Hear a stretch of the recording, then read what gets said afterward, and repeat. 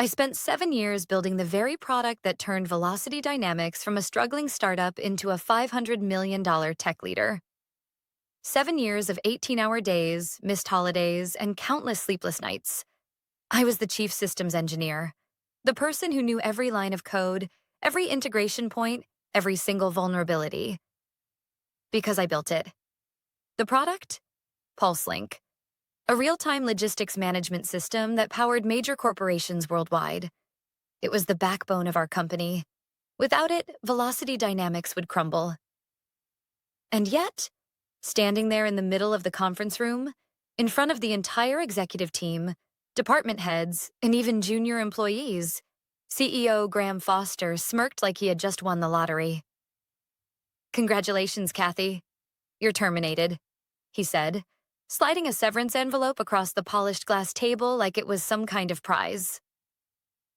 I stared at the envelope for a second, then at Graham, that arrogant little grin pulling at the corner of his mouth. Around the table, people shifted uncomfortably. Some avoided eye contact. Others watched eagerly like they were front row to a gladiator fight. "Effective immediately," he added with that oily corporate tone. "We're restructuring. You know how it is." Yeah, I knew exactly how it was. I also knew something Graham didn't. I calmly stood up, unclipped my badge, and placed it gently on the table. Then, I leaned forward, just enough for my voice to carry, but not enough to seem dramatic. Then I paused, letting the silence hang.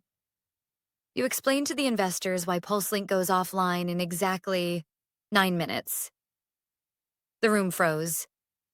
Graham blinked. "Excuse me?" I smiled, the kind of smile that never quite touches the eyes. "Check the monitoring dashboard. I'm sure you'll find the countdown running." A nervous shuffle rippled through the room. Someone opened their laptop. Someone else bolted for the door. The HR director's eyes went wide as saucers. And then the panic started. Graham's fake confidence evaporated like mist in sunlight. He stood up so fast his chair skidded backward. "What did you do?" I didn't answer. I didn't need to. Instead, I straightened my blazer, picked up my small cardboard box, the one they so graciously provided for my personal belongings, and walked calmly toward the door. As I reached the doorway, I glanced back just long enough to see the CTO frantically typing, two engineers sprinting toward the server room, and Graham jabbing his phone, probably calling anyone, who could fix this. 8 minutes now, I said softly, then stepped into the hallway. Let me back up for a second. This didn't happen overnight. When I joined Velocity Dynamics, it was a scrappy startup operating out of a shared co-working space. There was no product, just an idea on a whiteboard and a desperate CEO pitching investors on promises he couldn't deliver. I was the one who designed PulseLink from scratch. I built the architecture, wrote the critical systems, debugged the endless problems that would have sunk any lesser team. For years, Graham praised me publicly. "Kathy's the backbone of this company," he'd say. "Couldn't do it without her." Investors loved hearing that. Employees respected it. Until they didn't. About 6 months ago, something shifted. Graham started getting cagey in meetings. My access to financial projections quietly disappeared. Conversations stopped whenever I entered a room. I wasn't naive. I'd seen this before. The classic, "we don't need her anymore" play. They'd raise a new funding round, hire some hotshot junior engineers on half my salary, then push me out under the guise of restructuring. And last week, I saw the paperwork on the printer. A draft contract offering my job, to some kid named Connor. 2 years out of college, no real-world experience. But hey, he worked for cheaper.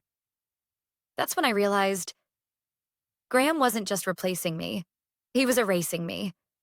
My name was being scrubbed from the patents, the press releases, and the internal documentation. But what Graham didn't know was that I had seen it coming. And I had prepared.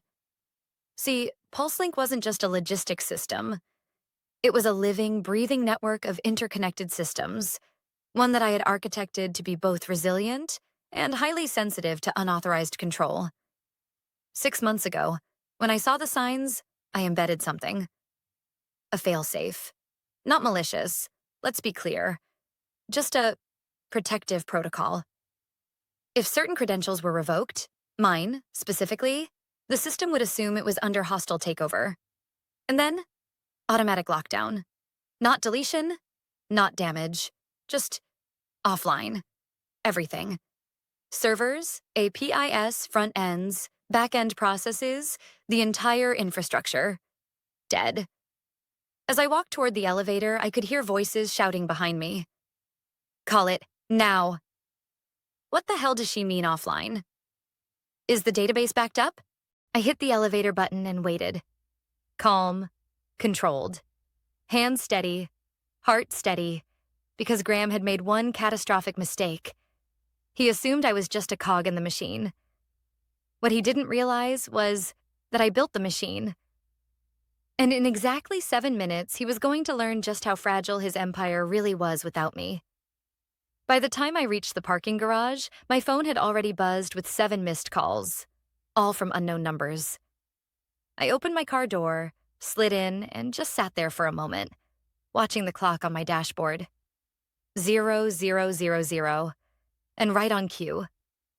PulseLink went dark. Not just the internal systems, not just the test servers. No, the entire production network collapsed. Global clients, offline. Shipment trackers, gone. Warehouse integrations, dead. Velocity dynamics, the darling of the supply chain industry, just became an expensive brick. I could almost picture it. Graham staring at his screen as error messages multiplied like wildfire. Frantic engineers scrambling to reboot servers only to realize nothing was coming back online. My phone vibrated again. This time, a number I recognized. Rachel, the company's operations director, one of the few decent people there. Someone who, deep down, probably knew this was coming. I let it ring, then sent it straight to voicemail. Not yet. Let them sweat. I drove home. No rush. Picked up coffee on the way, even chatted casually with the barista who had no idea the chaos unfolding a few miles away was my doing, or rather the consequence of their own greed. By the time I stepped through my front door, my inbox was flooded. 12 missed calls from Graham, 6 from Rachel, 2 from the CTO, Mark. A desperate text from an unknown number. Please call. Please, the system is down. We need to talk. I set my phone down, ordered Thai food, opened Netflix, played an old sitcom I'd seen 100 times, the kind where nothing serious ever happens. Because unlike Graham, I wasn't panicking. An hour later, a knock. Loud, insistent. I checked the peephole. Not security, not lawyers, not yet. Rachel. And behind her, slightly out of breath, Mark, the CTO. I opened the door, slowly, deliberately, just wide enough to raise an eyebrow. Oh, fancy seeing you two here. Rachel's face was tense. Kathy, we need to talk, now. Seems sudden. Last I checked, I didn't work for you anymore. Mark rubbed the back of his neck. Look, there's been a misunderstanding. I laughed. Couldn't help it. A misunderstanding? Which part? The firing? The severance envelope? Or the part where you tried to erase my name from my own creation? Rachel sighed, glancing at Mark. Can we come in? Please. I considered it, then stepped aside. Shoes off. They shuffled in awkwardly, like kids called into the principal's office. I sat, crossed one leg over the other, and waited. Mark started. Look, the system, PulseLink, it's, offline. I finished for him. Catastrophic failure, full-stack lockdown. Clients are screaming, investors are probably circling like vultures. Am I getting warm? He swallowed. Dead on. Rachel jumped in. Look, Kathy, we get it. We handled this wrong. Graham, he was impulsive. But this can be fixed. You can fix it. I leaned back. Can I? You have to, Mark blurted. This could destroy the company. Millions in contracts, lawsuits, it's... He stopped, realizing how desperate he sounded. I let the silence hang, long enough to make them uncomfortable. Then finally, I spoke. Let me guess. Graham didn't send you because he's too busy screaming into a phone somewhere, or maybe hiding under his desk. Rachel exchanged a glance with Mark but said nothing, which was confirmation enough. I stood, walked to my desk, opened my laptop, typed a few keys. The dashboard loaded. And there it was. A sea of red alerts. Critical failure, authentication chain broken, core operations halted, node integrity compromised. Mark leaned forward, eyes wide. Wait, you still have access? I smiled. Of course I do. I built the back door 6 years ago. Didn't think I'd ever need it. Guess I was wrong. I turned the laptop toward them. See this? I pointed. The system isn't broken, it's protecting itself. When my credentials were revoked, it assumed hostile takeover. Standard security protocol. If you were paying attention during development meetings, Mark. His face flushed. Rachel buried her face in her hands. So, you can bring it back online, right? Rachel asked quietly. I closed the laptop. That depends. On what? I stood. Walked back to the living room window, looking out at the city skyline. My city, my company, or at least the one that should have been mine. It depends, I said, turning back to face them, on how much you're willing to pay, to buy back what you tried to steal. Rachel blinked. You're serious? I crossed my arms. Dead serious. You wanted PulseLink without me? Fine. You found out what that feels like. Now, if you want it back, we negotiate. On my terms. Mark scoffed. This is extortion. I tilted my head. No, Mark, this is business. You taught me that. Silence. Heavy, uncomfortable, full of realization. Rachel finally spoke. What exactly do you want? I smiled, slowly, letting the tension build. Oh, we'll get to that. But first, I think Graham should be here for this conversation. Don't you? Mark opened his mouth like he wanted to argue, then shut it. Because he knew. They both knew. The girl they thought they could discard just became the one holding all the cards. 15 minutes later, the sound of screeching tires echoed from the street. I didn't even need to check. I knew exactly who had just arrived. Sure enough, moments later, a rapid, frantic knock rattled my door. 3 sharp bangs. The kind of knock that screams, "Open this door before I kick it down." I let it sit for a beat. Then 2. Then 3. Then slowly walked over and opened it, just enough to see Graham Foster. Disheveled, flushed, tie loosened, shirt untucked, sweat staining under his collar. The arrogant CEO who had smirked while firing me hours ago now looked like a man standing on the edge of a cliff, staring at the abyss. You think this is funny? He barked, pushing his way inside without waiting for an invitation. I didn't move. Just let him stomp in like a toddler mid-tantrum. Rachel and Mark stood off to the side, awkward, silent. They knew better than to interrupt. Graham spun toward me, his eyes wild. Turn. It. Back. On. Now I raised an eyebrow. You seem upset, Graham. Stressful day? He jabbed a finger in my face. You're playing with fire, Kathy. This is sabotage. Criminal. You'll never. Careful, I interrupted, voice calm, measured. You're one bad sentence away from making this personal. He froze, jaw tight, breathing heavy. But behind all that bluster, I saw it. Fear, real fear. Because he knew. He knew exactly how bad this was. I walked over to my desk, opened my laptop, turned it toward him, showing the disaster he was drowning in. 92% of client operations, offline. 137 service-level agreements breached, 24 pending lawsuits incoming. Investor group chat. Is velocity collapsing? I gestured casually. Look familiar? Graham's fists clenched. You're bluffing. Rachel shook her head. She's not. Her voice was barely above a whisper. I checked. The clients, they're all calling. Our email servers are flooded. Mark added quietly. We had to shut down the client portal. It kept throwing corrupted data. They think we've been hacked. Oh, you've been hacked, all right, I said, folding my arms. By your own arrogance. Graham's face shifted, fury flickering into something smaller, desperate. Fine, he hissed. Name your price. I let the silence drag, watching him squirm. Let it marinate. Then I walked to my bookshelf, pulled out a folder. Not a laptop, not a drive. A folder, paper, analog, untouchable. Here's how this goes, I said, laying it flat on the table. I give you the protocol to restore PulseLink. Clean, no bugs, no backdoors. Full operational integrity. His eyes narrowed. And, I smiled. And I take what was always mine.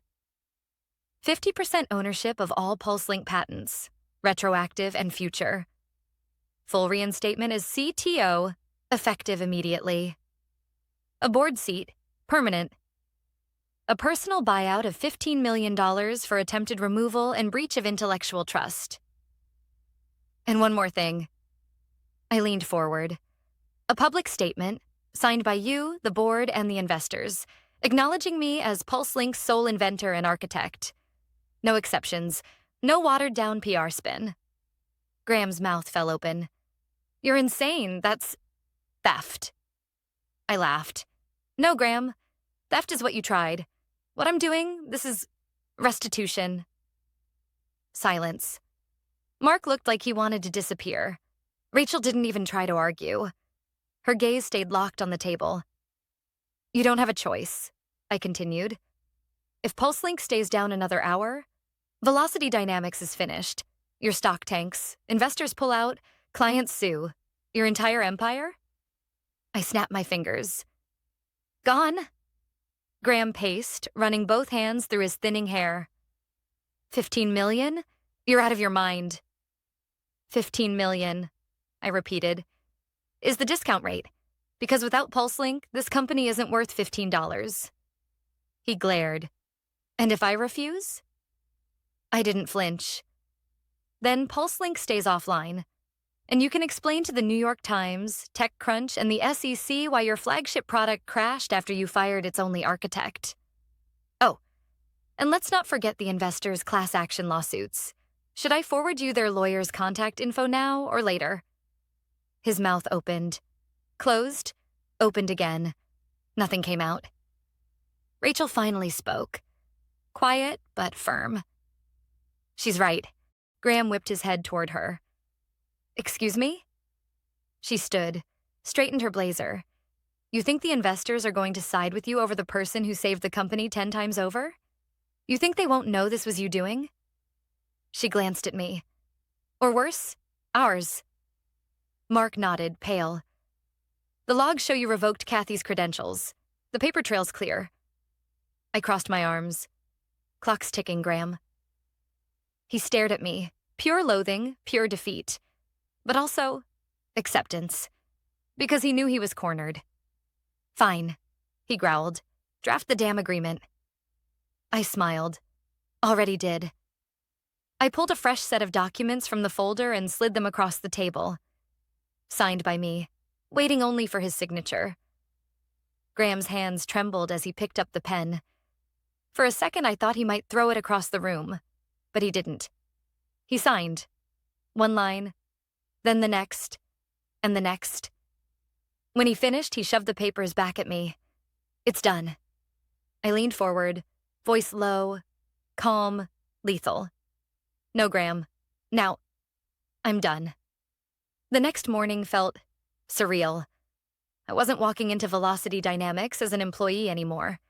Not as someone who could be ordered around, ignored, or erased. I was walking in as something they never imagined I could become. An owner. A board member. Their equal. Scratch that. Their superior. As the glass doors slid open, a wave of nervous glances rippled through the lobby. Conversations stopped mid-sentence. Coffee cups hovered halfway to mouths. Junior developers stared, whispering behind monitors. Oh, they knew. Word spreads fast when your CEO has to sign away half the company's crown jewel just to keep the lights on. Rachel was waiting by the elevators. She gave me a look. Half amusement, half relief. Never seen Graham that pale before. She smirked. Better get used to it, I replied. Might be his new natural color. The elevator doors opened, the executive floor. The air was thick with tension, the kind you could cut with a knife. I stepped into the boardroom like I owned it. Which, technically, I did. At the far end of the table sat Graham, still CEO, still pretending he had control. But everything about him looked smaller. His tie was straightened this time, his hair combed, but the confidence? Gone. Kathy, he greeted, forcing a strained smile. Welcome back. Thanks, I said, settling into the chair, my chair now, opposite him. Though, technically I didn't come back. I upgraded a few board members chuckled under their breath, quickly covering it with coughs. I laid the folder on the table, the same one from last night, now stamped, notarized, filed, and distributed to every shareholder. Per the agreement, I said, flipping it open. PulseLink is fully restored. System integrity, confirmed. Client operations, back online as of 6:42 a.m. Investor confidence, stabilized. You're welcome. Graham nodded stiffly. Much appreciated. I tilted my head. Oh, but let's be clear. This isn't charity. This is oversight. I let the word hang, watching him flinch. I turned to the board. As of today, I am reinstated as Chief Technology Officer, with an additional seat on the board and 50% intellectual ownership of PulseLink and all associated derivatives. One of the board members, an older man named Whitaker, cleared his throat. The documents are in order. It's official. Perfect, I smiled. Now let's talk about changes.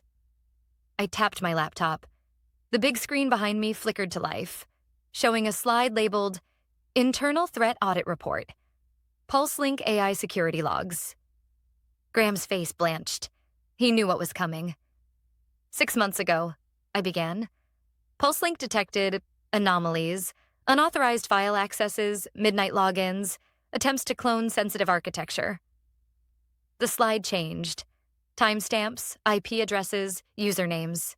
His usernames. A wave of murmurs spread through the boardroom. These aren't external attacks, I continued. These were internal, directed at PulseLink's core repository, specifically by the CEO. Someone gasped. Another muttered, "Unbelievable." Graham jumped to his feet. "This is out of context. I was reviewing—" I held up a hand. "Sit." My voice was calm, firm, absolute. "You don't speak until I finish." He froze. Saturday. First time in 7 years he'd ever obeyed a command from me. Per Section 8 of the shareholder agreement, I continued, any executive engaging in unauthorized IP tampering, sabotage, or behavior deemed a conflict of interest is subject to immediate disciplinary review. I clicked again. The next slide appeared. A simple headline. Recommendation, removal of CEO Graham Foster. Dead silence. The board chair leaned forward. Kathy, you're formally recommending termination. Correction, I said. I'm demanding it.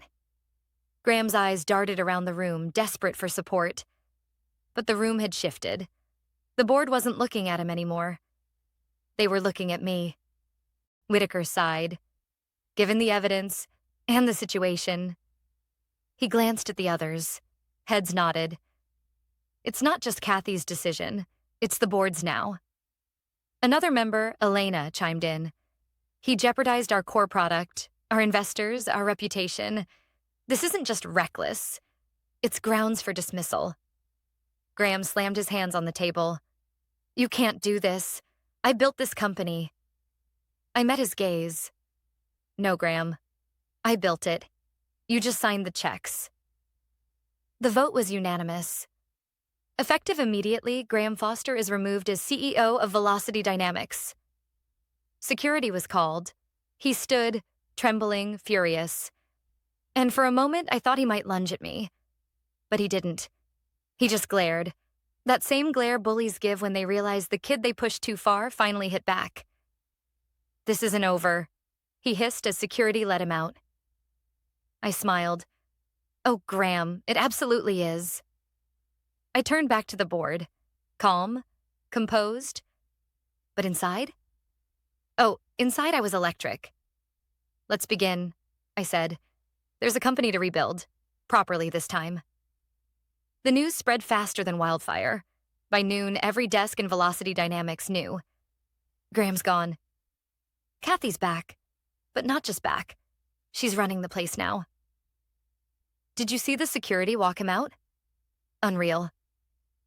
Even the junior developers, the same ones who used to avoid eye contact when Graham passed, were openly gossiping now, peeking over monitors, whispering in the hallways.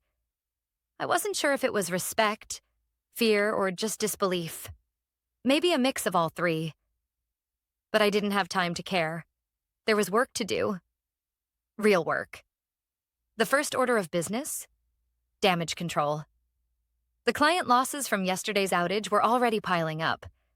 Legal was in a frenzy, drafting apologies and revised contracts. Customer support lines were lit up like a Christmas tree. But as bad as that was, it was fixable. Clients weren't angry because PulseLink failed. They were angry because the people running it were incompetent. Now that problem had a solution. By 2 p.m., I was in the war room. Glass walls, whiteboards everywhere, and monitors tracking system recovery metrics. "Status report," I said, looking at the engineering leads. One stood. "Core systems are stable. APIs are back up. Database integrity confirmed. No data loss. Client portals? 87% functional. The remaining are minor UI bugs. Nothing critical." I nodded. "Good. Push it to 100 by end of day." Then I turned to the operations manager. "Legal notices?" She sighed. 3 clients are threatening lawsuits, but after hearing Graham's gone, 2 already backed down. The 3rd is on the fence. Let me guess. I tapped my pen. Centurion Freight. She blinked. "Yes, how did you—" "Because I built this company," I said, not even trying to hide the edge in my voice. "I know every client better than Graham ever did." Just as we were finally stabilizing, my phone buzzed. Unknown number. Blocked caller ID. I debated ignoring it, but something in my gut told me not to. Kathy speaking. A smooth voice answered. Male, polished, too polished. "Ms. Reyes, we should talk." "Who is this?" "Call me Vincent. I represent interests." "Interests," I echoed. "You'll need to be more specific." A short pause. "I'm authorized to discuss a potential acquisition." I frowned. "Of what? Velocity Dynamics? Not for sale." "Oh, no. The voice chuckled. "Not the company. PulseLink. My stomach tightened. "Not interested." "It's a generous offer. Our client is prepared to pay 9 figures. I stood, pacing toward the window. "Tell your client that PulseLink isn't for sale. Not today. Not ever." The voice remained calm. "You might want to reconsider. This isn't a friendly request." There it was. The shift in tone. The threat underneath the velvet. "Was that supposed to scare me?" I asked, turning from the window. "Because it's adorable." Another pause. "Think it over, Ms. Reyes. You'll be hearing from us again. Soon." Click. The line went dead. I stood there for a moment processing, then immediately opened my laptop. Logged into the PulseLink security console. Ran an audit. Nothing. Clean, no breaches, no anomalies. "Not yet," I muttered. But if someone wanted PulseLink badly enough to offer 9 figures and make threats when that failed, This wasn't just some random opportunist. This was organized, strategic, calculated. And if there's one thing I knew from building PulseLink, threats that escalate don't stop. Rachel walks in. She paused, noticing my expression. Something's wrong. I nodded. Very. I summarized the call. Her face shifted from confusion to concern to something sharper. You think they're serious? She asked.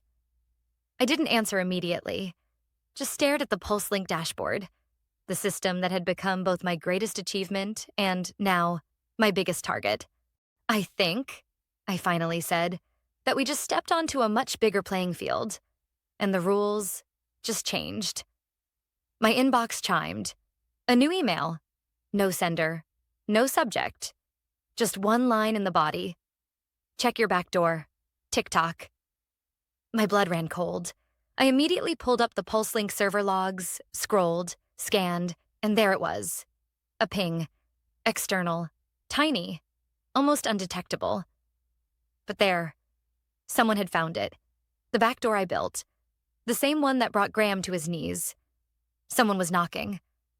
The moment I saw that ping, the unauthorized access attempt, my hands went cold. Check your back door. TikTok. It wasn't subtle. It was a message, a warning, a countdown. I slammed my laptop shut, stood, and locked the conference room door. Rachel blinked. Kathy, what is it? Someone found it, I said, my voice flat. The failsafe, the one I used against Graham. Her face drained of color. Can they use it against us? I shook my head. Not yet. Not unless they have the right credentials. But if they're knocking, they're already closer than they should be. Who? She asked. Who has the resources to even find it? I stared at the PulseLink dashboard. All systems were stable, for now. But it felt like looking at a calm ocean, knowing there was a tsunami just over the horizon. Someone bigger than a corporate rival, I said. This isn't just business. This is organized. Strategic. Professional. Rachel crossed her arms, her eyes narrowing. They want PulseLink. No, I corrected. They want control. Of PulseLink.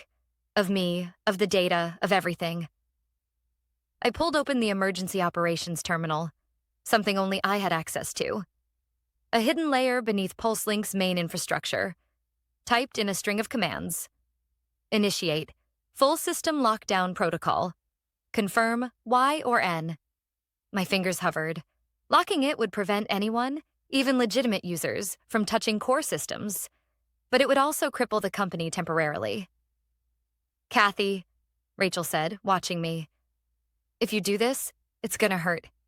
Bad. I nodded. Yeah. But not as bad as letting them in. I hit Y lockdown initiated. PulseLink's core dimmed. Not down, but sealed. Fortified. Nothing in, nothing out. Like slamming every vault door shut at once. My phone buzzed. Another blocked call. I declined it, then another, and another. An email appeared seconds later. No subject. Just one sentence. Wrong move. Now we escalate. The PulseLink firewall lit up like fireworks. Port scans, injection attempts, DDoS floods, credential stuffing. They were throwing everything at us. And this wasn't a random hacker in a basement. This was methodical, industrial-grade cyber warfare. Jesus, Rachel muttered, watching the attack map flare up with incoming threats from half a dozen countries. This is bad, she said. Really bad. It's not bad, I replied, typing rapidly. It's an opportunity. She frowned. An opportunity? Yeah, I said. They've shown their hand. Now, we trace it. I spun up PulseLink's deep trace protocols, the same AI-driven analysis that had caught Graham's midnight intrusions. But this time, I wasn't tracking a clumsy CEO. This time, it was professionals, and that made them predictable. The AI flagged a pattern, repeated routing through a specific server cluster in Zurich, followed by a bounce to Singapore, then to Buenos Aires. But Zurich was the weak link. A private cloud server leased by a shell corporation. A shell corporation registered to Vanguard Strategic Holdings. I blinked. No way. Rachel leaned over. Who's that? I turned to her. A private equity firm. A massive one. They've been quietly buying up cybersecurity companies for years, trying to consolidate the market. So, they wanted PulseLink? She asked. I shook my head. Number they wanted me out. So they could own it, control it, license it globally. At their terms, not ours. I kept digging. The AI flagged a document. Poorly scrubbed metadata. An internal memo. Objective: acquire PulseLink by any means. Phase 1, remove creator. Phase 2, force acquisition under distressed conditions. Holy, Rachel whispered. They backed Graham, I said, realizing it as the pieces clicked into place. He wasn't just greedy. He was leveraged. A new notification popped. Trace complete. Identity confirmed. Vincent Carter, Director of Cyber Assets, Vanguard Strategic Holdings. There you are, I whispered. I opened a secure channel, not through PulseLink, but through a secondary protocol I had built years ago. A dead man's switch. Loaded the compiled logs, the attack traces, the memo, the financial records. Sent it to 3 places simultaneously. 1. The FBI's Cybercrime Division. 2. The SEC. 3. TechCrunch, Wired, and Forbes. Let's see how they like being exposed, I muttered. The moment the package went out, the attack slowed. Then, stopped. Dead. A minute later, my phone rang. This time, not a blocked number. It was Vincent. I answered. Kathy Reyes speaking. A pause. Then his voice, cold, measured, us but strained. That was unnecessary. No, Vincent. What was unnecessary was thinking you could strong-arm me. Or PulseLink. This isn't over. Oh, I think it is, I said, smiling. Check the news in 5 minutes. And maybe check with your legal team. Goodbye, Vincent. I hung up. By sundown, the headlines were everywhere. Massive cyber takeover attempt foiled. PulseLink creator exposes private equity sabotage. SEC launches investigation into Vanguard Holdings. FBI Cybercrime Division confirms data theft, extortion attempts. Velocity Dynamics stock didn't crash. In fact, it surged. Investors realized the problem wasn't PulseLink. It was the parasites trying to own it. As for me, my name wasn't just on the PulseLink patents now. It was everywhere. The architect, the savior, the one who didn't just build the system, but defended it against everything. Technology is only as secure as the person who builds it. Ownership matters. Boundaries matter. Knowing your worth matters. They tried to erase me, tried to take what I built. Instead, they taught me just how unstoppable I really am.